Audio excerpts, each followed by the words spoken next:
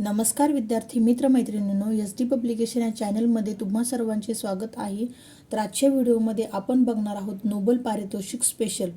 तर विद्यार्थी मित्रांनो, या व्हिडिओमध्ये आपण बघणार आहोत की आतापर्यंत भारतातील किती व्यक्तींना नोबेल पारितोषिक मिळालेले आहे, त्यानंतर नोबेल पारितोषिकाची सुरुवात कधी झालेली आहे किंवा मग एकूण किती क्षेत्रासाठी नोबेल पुरस्कार दिला जातो याबद्दल आपण या व्हिडिओमध्ये बघणार आहोत।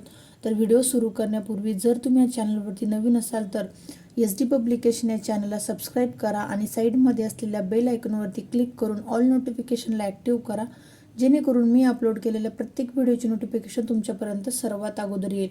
आणि व्हिडिओमध्ये दिलेली माहिती आवडल्यास व्हिडिओला जास्तीत जास्त लाईक शेअर कमेंट करायला विसरू नका।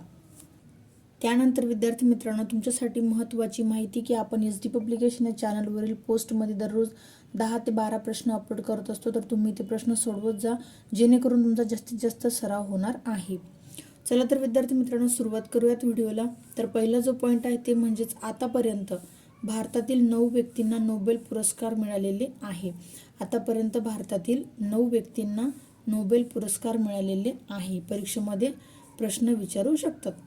तर ते भारतातील 9 व्यक्ती कोण आहेत विद्यार्थी मित्रांनो, ज्यांना आतापर्यंत नोबेल पुरस्कार मिळालेले आहे, तर ते आपण बघूयात। तर पहिले जे आहे ते म्हणजेच रवींद्रनाथ टागोर। तर रवींद्रनाथ टागोर यांना 1913 मध्ये नोबेल पुरस्कार मिळालेला आहे। कोणत्या क्षेत्रासाठी विद्यार्थी मित्रांनो?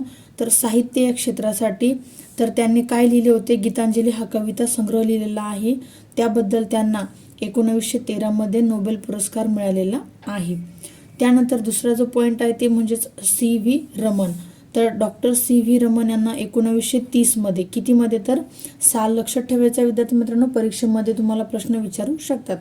तर डॉक्टर CV रमन यांना 1930 मध्ये भौतिकशास्त्र या क्षेत्रासाठी नोबेल पुरस्कार मिळालेला आहे। रमन परिणाम शोध एक लक्षात ठेवायचा आहे, रमन परिणाम शोध। त्यानंतर तिसरे जे व्यक्ती आहे ते म्हणजेच हरगोविंद खुराना। तर हरगोविंद खुराना यांना 1968 मध्ये नोबेल पुरस्कार मिळालेला आहे। कशाबद्दल विद्यार्थी मित्रांनो? तर वैदिक शास्त्र या क्षेत्रासाठी त्यांना नोबेल पुरस्कार मिळालेला आहे। कधी? तर 1968 मध्ये। पहिले कृत्रिम जनुक तयार केलेले होते त्यांनी, त्यामुळे त्यांना 1968 मध्ये नोबेल पुरस्कार मिळालेले आहे। त्यानंतर पुढच्या जे व्यक्ती आहेत त्या म्हणजेच मदर तेरेसा। तर मदर तेरेसा यांना 1979 मध्ये शांतता या क्षेत्रासाठी नोबेल पुरस्कार मिळालेला आहे। गरिबांना मदत केलेली आहे त्यांनी।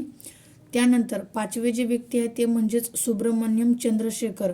तर सुब्रमण्यम चंद्रशेखर यांना 1983 मध्ये भौतिकशास्त्र या क्षेत्रासाठी नोबेल पुरस्कार मिळालेला आहे। तर भौतिकशास्त्रामध्ये त्यांनी काय कामगिरी केलेली आहे? तर तारांच्या सिद्धांतासाठी त्यांना हे नोबेल पुरस्कार मिळालेले आहे। त्यानंतर सहावे जे व्यक्ती आहे ते म्हणजेच अमर्त्य सेन। तर अमर्त्य सेन यांना 1998 मध्ये नोबेल पुरस्कार मिळालेले आहे। आणि कोणत्या क्षेत्रासाठी विद्यार्थी मित्रांनो? तर अर्थशास्त्र या क्षेत्रासाठी त्यांना नोबेल पुरस्कार मिळालेला आहे। त्यांनी गरीब व विकासाच्या अभ्यासासाठी काम केलेले आहे। त्यानंतर सातवे जे व्यक्ती आहे ते म्हणजेच वेंकटरमण रामकृष्णन। तर वेंकटरमण रामकृष्णन यांना 2009 मध्ये नोबेल पुरस्कार मिळालेले आहे, कारण की त्यांनी रायबोझोमच्या संरचनेचा शोध लावलेला आहे। त्यानंतर आठवे जे व्यक्ती आहे ते म्हणजेच कैलास सत्यार्थी। तर कैलास सत्यार्थी यांना 2014 मध्ये नोबेल पुरस्कार मिळालेले आहे। कशासाठी? तर शांतता या क्षेत्रामध्ये त्यांना नोबेल पुरस्कार मिळालेले आहे। त्यांनी मुलांचे हक्क व शिक्षण यावरती काम केलेले आहे। त्यानंतर आतापर्यंत भारतातील 9 व्यक्तींना नोबेल पुरस्कार मिळालेले आहे, त्यापैकी 9वे जे आहे ते म्हणजेच अभिजित बॅनर्जी आहेत, ज्यांना 2019 मध्ये अर्थशास्त्र या क्षेत्रासाठी नोबेल पुरस्कार मिळालेला आहे। त्यांनी गरिबी कमी आणि नवीन प्रयोग यावरती काम केलेले आहे। तर विद्यार्थी मित्रांनो, लक्षात राहील की Rabindranath Tagore, doctor CV Raman, Hargobind Khorana, Mother Teresa, Subrahmanyan Chandrasekhar, Amartya Sen, Venkatraman Ramakrishnan, Kailash Satyarthi व अभिजित बॅनर्जी अशा एकूण आतापर्यंत भारतातील 9 व्यक्तींना नोबेल पुरस्कार मिळालेला आहे। त्यानंतर आपण यावरती काही प्रश्न बघूयात। नोबेल पारितोषिक स्पेशल प्रश्नसंच। तर त्यातील पहिला जो प्रश्न आहे विद्यार्थी मित्रांनो तो म्हणजेच नोबेल पुरस्काराची सुरुवात कधी करण्यात आली. तर नोबेल पुरस्काराची सुरुवात ही 1901 मध्ये करण्यात आलेली आहे. लक्षात ठेवायचं आहे, नोबेल पुरस्काराची सुरुवात ही 1901 मध्ये करण्यात आलेली आहे. त्यानंतर प्रश्न क्रमांक 2 आहे की नोबेल पुरस्कार एकूण किती क्षेत्रासाठी दिला जातो.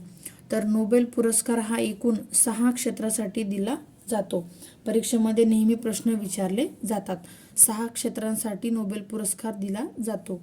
त्यानंतरचा पुढचा प्रश्न आहे की अर्थशास्त्र नोबेल पुरस्कार देण्याची सुरुवात कधीपासून झाली. तर अर्थशास्त्र नोबेल पुरस्कार देण्याची सुरुवात कधी झालेली आहे. तर 1969 मध्ये.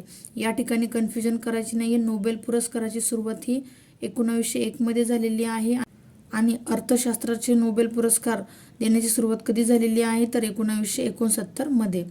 त्यानंतर प्रश्न क्रमांक 4 आहे की नोबेल पारितोषिक प्राप्त पहिली भारतीय व्यक्ती कोण आहे.